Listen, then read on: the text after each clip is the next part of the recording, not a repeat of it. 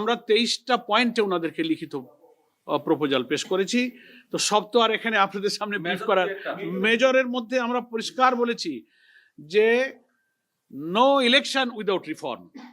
আমাদের পরিপূর্ণভাবে অন্তত নির্বাচনী প্রক্রিয়ার সঙ্গে যে সমস্ত অর্গান এবং বিভাগগুলো রাষ্ট্রের জড়িত সেগুলোকে সংস্কার করেই জাতীয় সংসদে নির্বাচন করতে হবে। তা না হলে এই নির্বাচন নিরপেক্ষ হবে না, অবাধ হবে না।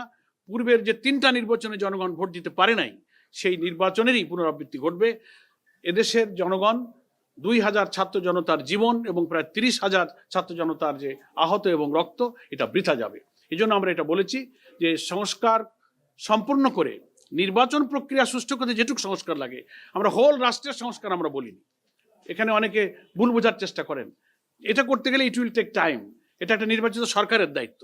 কিন্তু এই অন্তর্বর্তীকালীন সরকারের এটা দায়িত্ব নির্বাচনকে নিরপেক্ষ করার প্রয়োজনে যে সংস্কারটুকু ন্যূনতম প্রয়োজন, তার জন্য যতটুকু সময় যৌক্তিক প্রয়োজন হবে জামাত ইসলামী সেই সময় দিতে প্রস্তুত এবং সেই নির্বাচন আমরা কোনো দিন মাস ক্ষণ বেঁধে দিইনি। জামাত ইসলামীর পূর্বের যে অবস্থান, আমাদের সম্মানিত আমিরে জামাত ডক্টর শফিকুর রহমান প্রথম থেকে আমাদের নির্বাচনী দিনক্ষণের ব্যাপারে যে অবস্থানের কথা জাতির সামনে ব্যক্ত করেছেন, আমরা আজকেও সেই অবস্থান ব্যক্ত করেছি। কমিশনকে আমরা তো পরামর্শ দিয়েছি যে জনগণের আকাঙ্ক্ষা, কিন্তু জনগণ চায় যে স্থানীয় সরকার কাঠামোকে সচল করতে, সক্রিয় করতে, স্থানীয় সরকারের এবং গ্রামীণ অবকাঠামোতে উন্নয়ন, আইন শৃঙ্খলা, জনদুর্ভোগ কমাতে জনগণের আকাঙ্ক্ষাই হচ্ছে স্থানীয় সরকার নির্বাচনটা আগে হোক। আমরা জনগণের এই আকাঙ্ক্ষার সাথে সমর্থন এবং সম্মান ব্যক্ত করেছি। আমাদের কাছে লিখিতভাবে ওনারা আমাদের প্রপোজাল চেয়েছিলেন।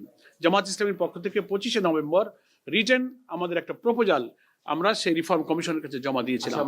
তার থেকে কিছু কিছু বিষয় আজকে আমরা এখানে একটা প্রশ্ন করি, মেইন বিষয়গুলো আমি একটু বলি।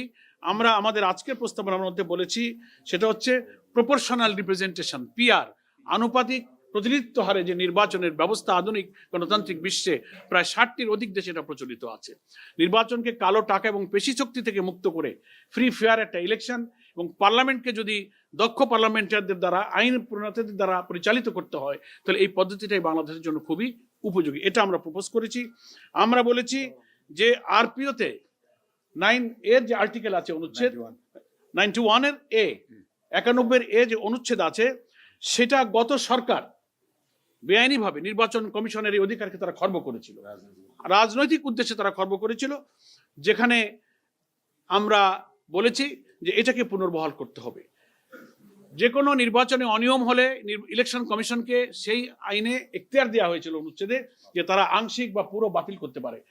এটা গত সরকার পলিটিক্যাল ইন্টেনশনে তারা এটাকে তুলে নিয়েছিল, বাতিল করেছিল। এটাকে আমরা পুনর্বহাল করতে দাবি করেছি। নেক্সট আমরা বলেছি প্রবাসী ভোটারদের ভোট ইনশিওর করতে হবে।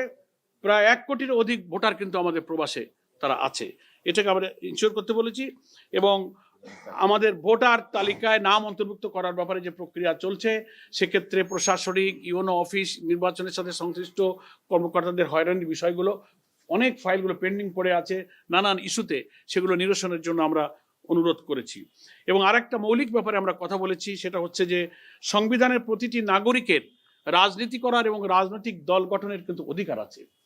তো নিবন্ধন আইন যেটা করা হয়েছে, যার ভিত্তিতে এখন বাংলাদেশের রাজনৈতিক দলগুলো 8 সালের পর থেকে রেজিস্ট্রেশনের সিস্টেম চালু হয়েছে। এর আগেও তো বহু ইলেকশনে আমরা অংশ নিয়েছি। এতে করা হয়েছে যে এত কঠিন শর্তগুলো দিয়ে এই আইনটা করা হয়েছে যে সকল রাজনৈতিক দলের এত কঠিন শর্ত পূরণ করে রাজনীতি করার অধিকার কিন্তু খর্ব করা হচ্ছে। এই জন্য আমরা এটা বলেছি যে এই আইনটা বাংলাদেশের সংবিধানের সাথে সাংঘর্ষিক, এটা বাতিল করা উচিত। রাজনীতি এবং দল করার অধিকার সকলের আছে, কঠোর শর্ত দিয়ে এখানে বিঘ্ন সৃষ্টি করা হয়েছে। এবং আমরা বলেছি সরকারি কর্মকর্তা এবং রাষ্ট্রের লাভজনক পদে অধিষ্ঠিত যারা, তাদের চাকরি থেকে বা দায়িত্ব থেকে অব্যাহতির অন্তত কমপক্ষে 3 বছর পূর্ণ না হলে তাদেরকে নির্বাচনে যোগ্য করা যাবে না। এই সমস্ত মেইন বিষয়গুলোতে আমরা আলোচনা করেছি।